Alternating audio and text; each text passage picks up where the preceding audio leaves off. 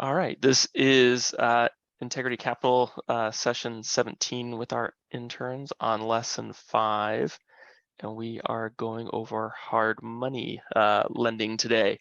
And then on the hard money, you guys have both seen the video that was there to review.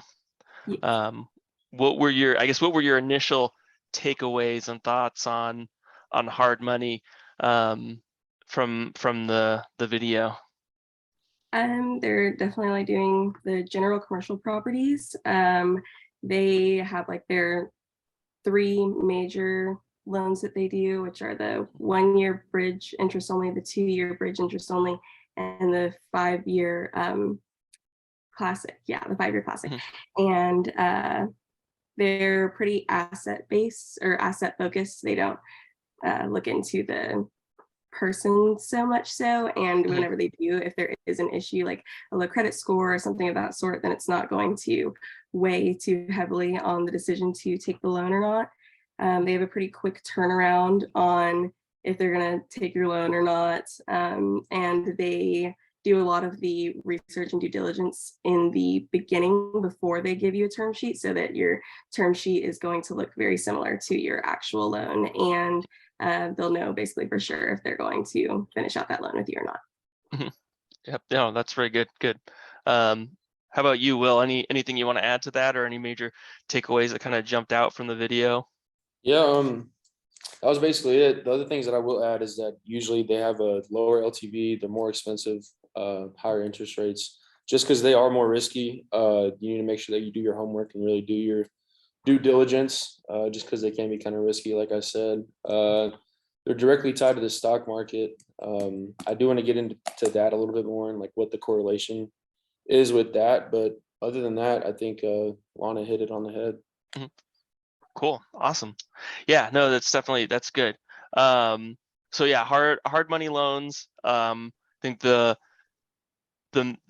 two main things that jump out when I think of, this client needs to go hard money is because they've come to me and they've said, I don't have much time to do this, or I've got a property that has this problem. Like there's something wrong with, the maybe it's not quite up to par on generating income. Maybe they're the problem, like they're the credit issue, something like that. But it's normally it's non-bankable loans. So hard money just kind of goes with risk.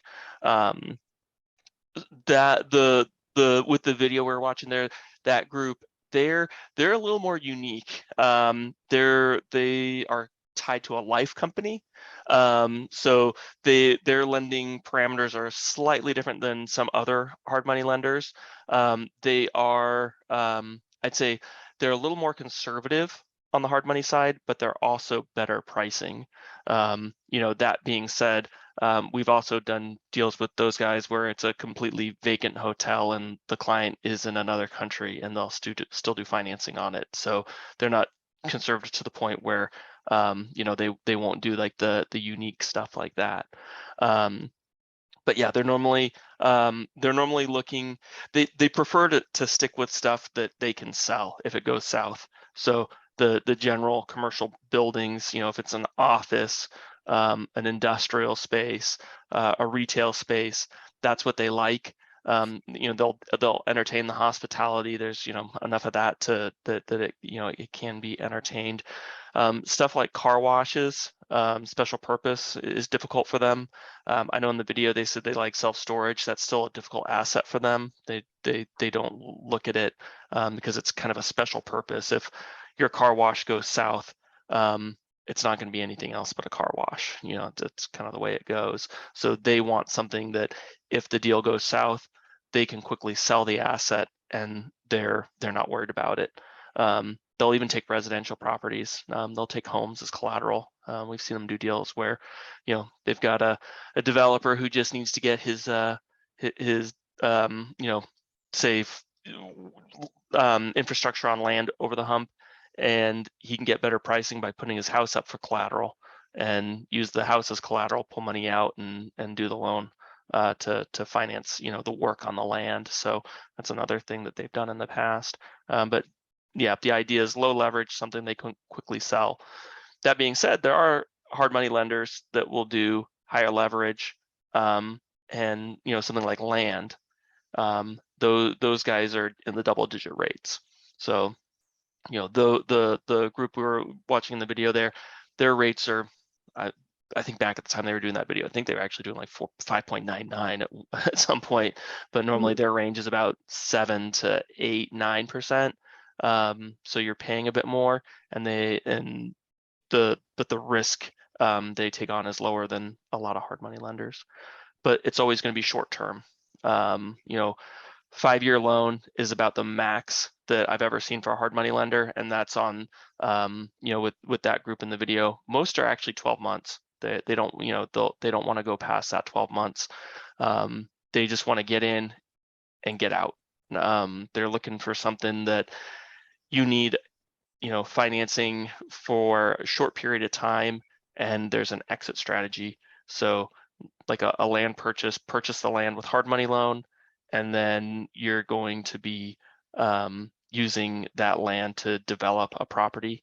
So you've got the hard money loan, it puts the land in your name, and then at the same time you're working on construction financing to build out the property, and you'll take out the hard money loan at that point with a construction lender. So hard money and bridge kind of go hand in hand. Bridge, I don't know if you guys covered bridge loans yet? A little bit. Okay, so But in a couple like chapters back, or okay. back, yeah. Sure. So bridge and hard money kind of sound similar, but normally bridge has a little bit longer play, and the out can be built into it.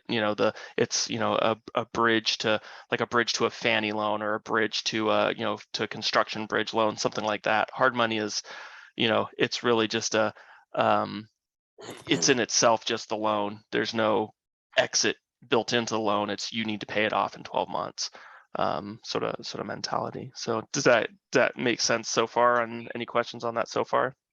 Mhm. Okay. Yes. So the reason why hard money lenders don't really look at the borrower, more so the asset, is because if they do go into default, they wouldn't, like, they see value in that property. So like if they don't see value in a specific property, they're not going to give out the loan. Correct? Exactly. They're also sometimes called asset-based lenders. Mhm. So they're really just concerned with what is the building worth. They like to do a little digging on the client, to make sure that there's a source of repayment. It would kind of be it'd be irresponsible for them if they lent out the money and then found out that the guy's in the middle of a bankruptcy and has no income at all because he just lost all of his buildings or investment properties, something like that. So they do a little bit of digging, but really it's more of just a make sure it all kind of adds up. That group in the video, they actually do a cash flow on the property, which is a little unique for a hard money lender. Not all of them will do that. But a lot of them will just kind of just base it strictly off the asset value. The cash flow aspect of it is more of a is there, can we feel good about it? Is there mitigating risk, I guess the best way to say it. That's why they're looking at the cash flow, because they're not looking at long-term debt. They can even build in the repayment into the loan. They can do a interest-only loan with, let's say they lend, they do a loan for $1 million for a client's need. The property's worth $5 million. They're just going to build in payments into those loans sometimes, and just lend them, instead of $1 million, they'll lend them 1.1 million. And they're like, well, there's your payments. We'll set this 100,000 aside and just pull the payments out of that. And what you don't use, then you won't have to repay. They're just really looking at the asset itself. If things go south, how quickly can they sell it and make their make their money back, or not lose money, I guess is the best way to say it. So Okay. Yeah, and then that leads me to bad credit. Okay, they most most banks, if there's like a bankruptcy, foreclosure, deed in lieu, they'll listen to a story, and if it makes sense, they'll entertain it. If it's years down the path, some of the lenders, doesn't matter how good the story is, they're not going to entertain anybody that's in the middle of bad credit or whatnot. The hard money guys, they want to be aware of it, but it's not going to really phase them. They're still going to lend on it. So it's a good opportunity for clients that need to take care of legal debt, things like that. They might do a hard money loan, pull the money out, settle the debt, then sell the property. That might be a perfect scenario if they have a judgment and that's going to be they're out on it. They need to get rid of that judgment quickly, pull the money out of the property, and then list it for sale, because listing it for sale is still going to take, well, in this market, 30, 60 days maybe, but in the normal market, it could take some time. They've got a judgment that's, clock's ticking and it's racking up fees and whatnot. So they need to resolve it quickly. That could be a good use for a hard money loan in those situations. So, so the other thing that you'll hear often on hard money lending is the term points. 2 points in, 2 points out, points here, points there. It's just their term for fees, basically. It's a percentage. So 1 point is 1% of the loan. So they'll do loans at 2 point origination or 2% of the loan amount, and then a 1 point exit fee, which would mean that you pay a point when you close. They're really doing that to spread the burden. Their loan is 3 points or 3%. They just make you pay 2 of it up front and then 1 on the exit. Then it's just a little bit of burden relief of paying 3% for a loan up front. You'll notice in that video they mentioned they don't have a prepayment penalty, and that lender in the video, they don't have an exit fee either. But sometimes they'll say no prepayment penalty, but then they're like, surprise, it's a 1 point or a 2 point exit fee, which what's the difference really? So it's just, that's something to be aware of. The cost of hard money loans, it's up there for sure, but they can get things done. So it's kind of a necessary way to do it. And a lot of cases, because the leverage they're looking at, those points can just be built into the loan anyway. So you don't actually come out of pocket as the client. They just they lend you the points just like they do the payments, and they put it in their pocket, and you just pay it off when you repay the loan. So it doesn't really impact the client up front normally, but it's an option for them to pay it up front still.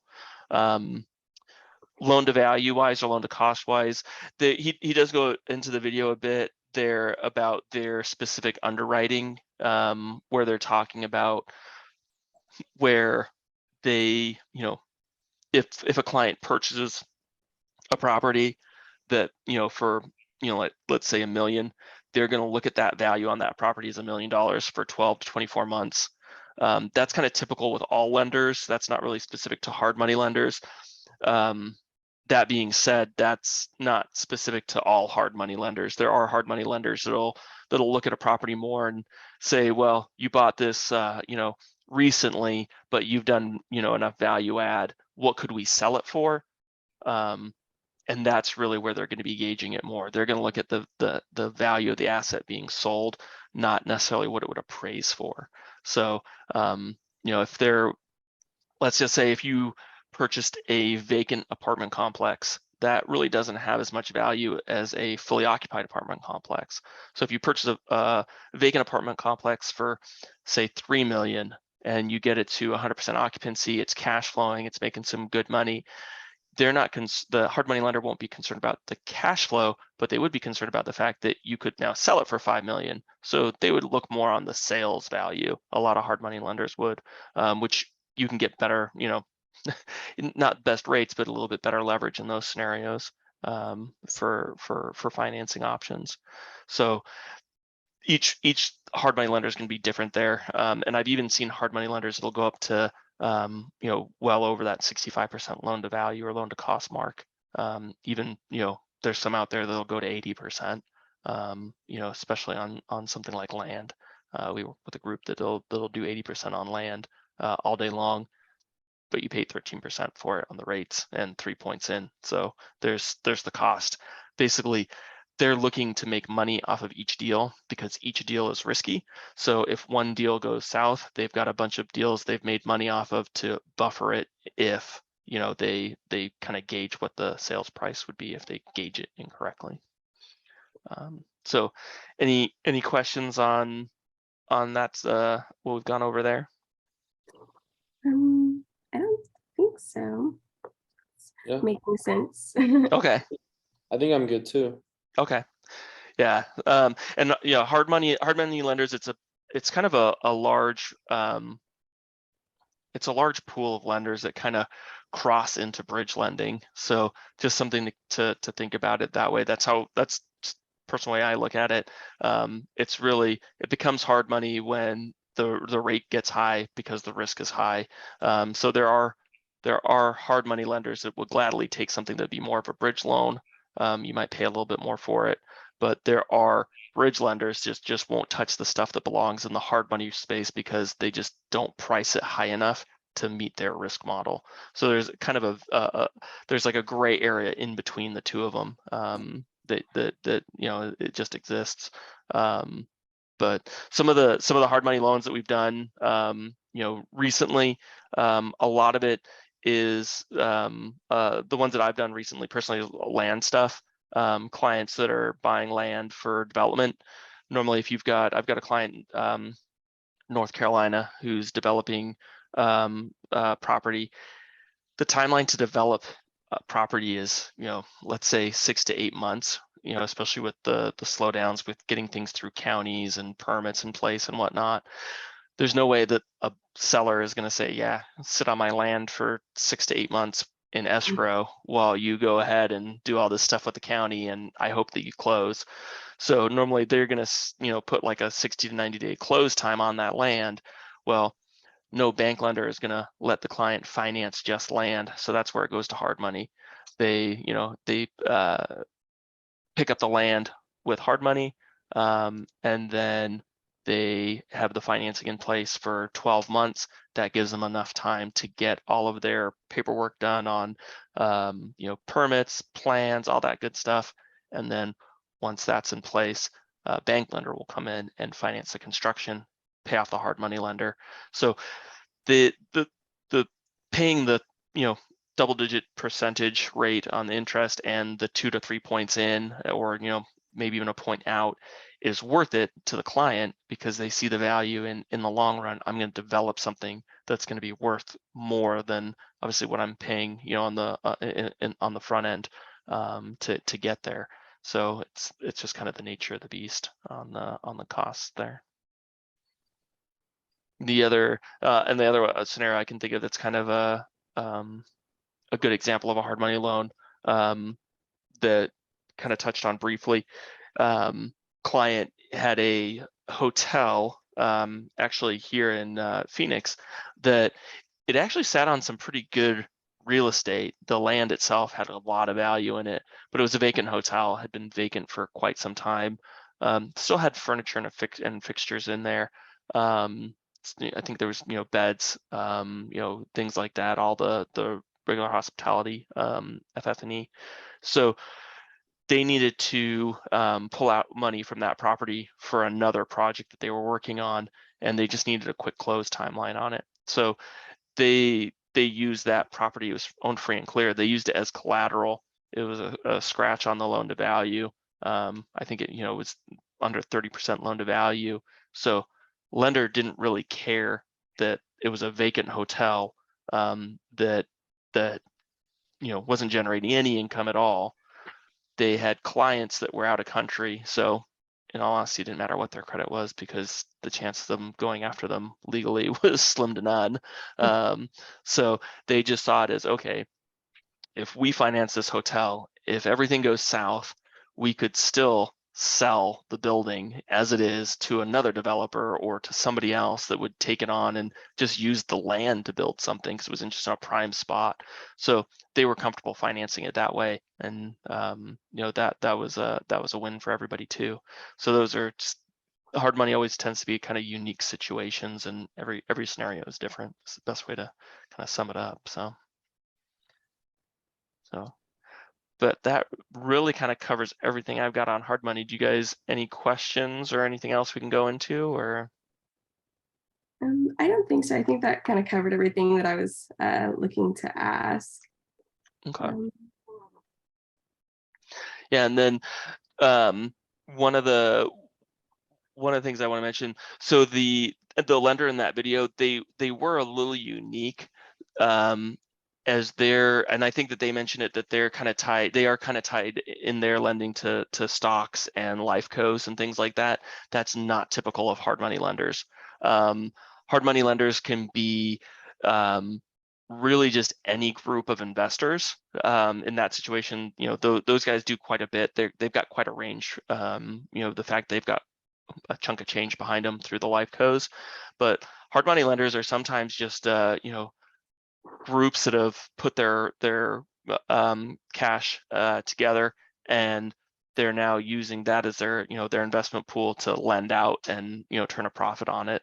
You know, there's just different ways that those hard money lenders come about. Sometimes it's just, you know, families that have generated wealth, you know, over time and now lending out that money. Sometimes pool investors, life cos, you know, use a bit of it to lend out. And that also gauges, you know, that group is a little more conservative on what they'll lend on. But that's because they're playing with life co money, and they have to make sure that they're, you know, kind of sticking to what the life co will allow.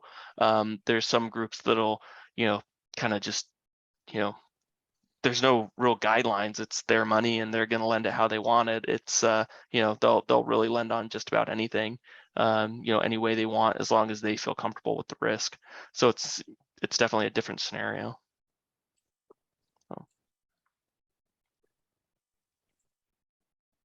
But other thing to mention in there, fast decisions, definitely that's pretty much applicable to all life cos.